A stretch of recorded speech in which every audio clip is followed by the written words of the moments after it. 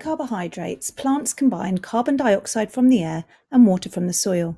The carbon dioxide enters the leaf through small pores called stomata. The carbohydrate made by the plant is glucose.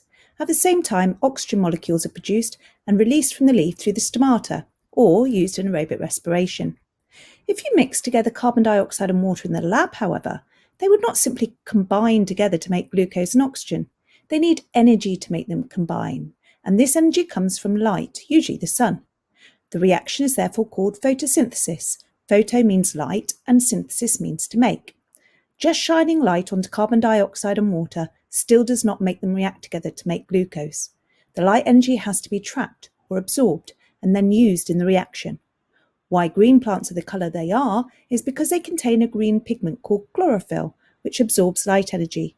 Chlorophyll is found in the chloroplasts of plant cells. The energy absorbed by chlorophyll is then used in the chloroplast to combine the carbon dioxide and water together to make the glucose. Because plants make their own food, they are called autotrophs. Auto meaning self and troph meaning to feed. Photosynthesis is not just one big reaction. It is made up of a series of small reactions, which eventually end with the production of glucose.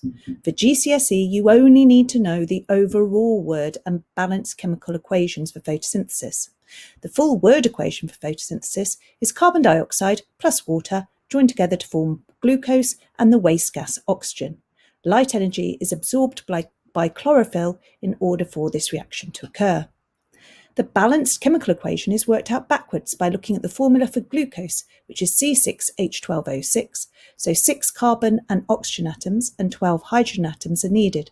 The 12 hydrogens come from 6 water molecules, and the 6 carbons come from 6 carbon dioxide molecules. This leaves us with an excess of 12 oxygen atoms, which form the 6 molecules of waste oxygen gas, as the chemical formula for oxygen gas is O2.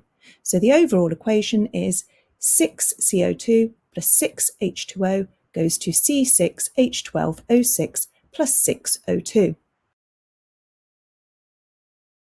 The glucose that is produced in photosynthesis is then used in a variety of ways. In respiration to release energy, stored as starch in leaves, seeds and other storage organs such as bulbs, made into cellulose cell walls in new cells, converted into protein for growth, made into lipids for cell membranes, storage in seeds, etc., converted to sucrose to be carried around the plant in the phloem, or made into fructose in fruits. As plants rely on the process of photosynthesis for all their nutrition, their leaves need to be specially adapted to carry out photosynthesis efficiently. They are thin, as this allows the carbon dioxide and oxygen to move in and out of the cells easily.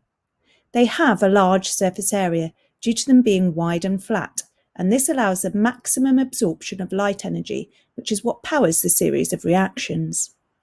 The midrib contains the vascular bundles of vessels needed for transport of substances around the plant.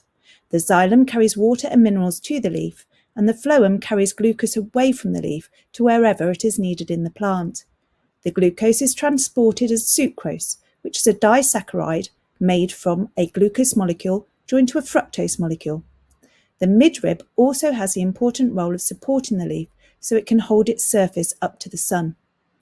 The stomata are small pores, mainly on the bottom side of the leaf, which allow for gaseous exchange.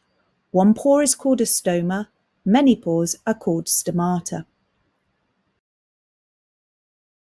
To find out how the leaf is further specialised, you need to look inside it at all the different tissues and cells. You can do this by looking at a transverse section through a leaf under the microscope. At the top of the leaf is the transparent waxy cuticle, which helps to reduce water loss. Underneath this is the upper epidermis. This tissue is made up of a single layer of transparent cells which contain no chloroplasts, to allow as much light energy as possible to the cells below. The palisade mesophyll layer is made up of columnar cells standing upright rather than laying down like brickwork. This means there are less cell walls to get through to each cell, and so means as much of the light energy again reaches the chloroplast for photosynthesis. The palisade mesophyll cells are packed with chloroplasts to absorb as much light energy as possible. Most of the photosynthesis occurs in this tissue. Underneath the palisade mesophyll layer is the spongy mesophyll layer. The cells making up this tissue are more rounded, with lots of air spaces between them. This allows for gaseous exchange. Below the spongy mesophyll layer is the lower epidermis, which has no waxy cuticle on top of it. It just gives the leaf structure. In the lower epidermis are lots of small pores or holes called stomata, plural, or stoma if you're talking about just one of them. These allow for gaseous exchange to occur between the air and the spongy mesophyll layer, and also allow for evaporation of water, which cools the plant and helps draw mineral ions up from the soil. There are guard cells on each side of the stomata, which can close them off if the plant becomes short of water. We can now see how carbon dioxide enters the leaf for photosynthesis and how oxygen is released into the atmosphere. But what about the water that is also needed for photosynthesis and the glucose that is produced? Well, this is where the midrib comes in. The midrib contains the vascular bundles, the bundles of vessels that transfer substances around the plant. The xylem is a series of dead cells that form a hollow tube which allows the movement of water and mineral ions from the roots to all other areas of the plant. The phloem is made up of living cells and it carries the food made in photosynthesis. It is mainly carried as sucrose, and this flows in both directions along the phloem to wherever it is needed in the plant. Taking a closer look at the stomata, you can see that the guard cells are a type of specialised cell. They have a distinctive shape, a bit like a kidney bean. Most stomata are found on the bottom side of the leaf, as this is the side that is not in direct sunlight. Stomata are usually open in the day to allow enough carbon dioxide in for photosynthesis. During the day, water passes into the guard cells, which makes them swell. Because their cell wall is thicker on the inside than on the outside, it means the outer wall bends more and the cells take on a kind of sausage shape, opening up the stomata. At night, the stomata tend to shut. Water moves out of the guard cells, making them become more flaccid, so they no longer form the sausage shape and the inner walls come together, closing the gap between them.